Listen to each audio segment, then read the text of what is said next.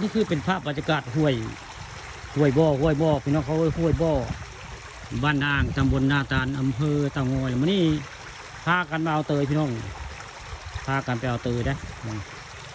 พากันไปเอาเตยกำลังสิไปเอาเตยพี่น้องผู้คำบลุ่มผู้กำลังไปเอาได้หม่องนี้คือเส้นทางมาเอาเตยอันนี้คือทางมาได้ดินี่ทางมาไปเอาเตยคำบลุ่มเลยหม่องนี้ตอนนี้พากันมาเอาเตยพี่น้องลูกสาวอยากกินเตยเลยพากันมาเอาเตยได้3 คนได้หยัด3 คนได้มาเอาเตยข้ามมาลุ่มบ้านอ่างตะบนการ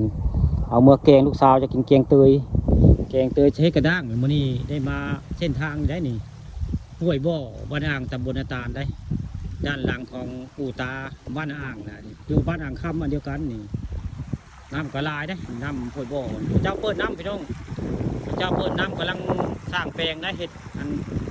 เจ้าเห็ดสะพานบริเวณสปริงเวย์นะทางเทิงพระเจ้ากำลังสร้างปลายแปลงสปริงเวย์อ่างเก็บน้ำหัวหินตากไปพระเจ้าเลยเปิดน้ำลงมาน้ำเลยหลายนี่คือห้วยบ่อบ้านอ่างตำบลนาตาลอำเภอเตางอยได้ข้าปานทองคำผสมวันนี้มาเอาเตยพี่น้องมาเอาเตยข้ามมาลุ่มได้ตอนนี้มาเอาเตยได้ตอนนี้กำลังไปเอาเตยได้จักหน่อยก็สิไปเอาเตยนี่คือเส้นทางมาเอาเตยอันนี้มาจากพละบ้านอ่างไปได้ทางกับเจ้าเห็ดใหม่นะ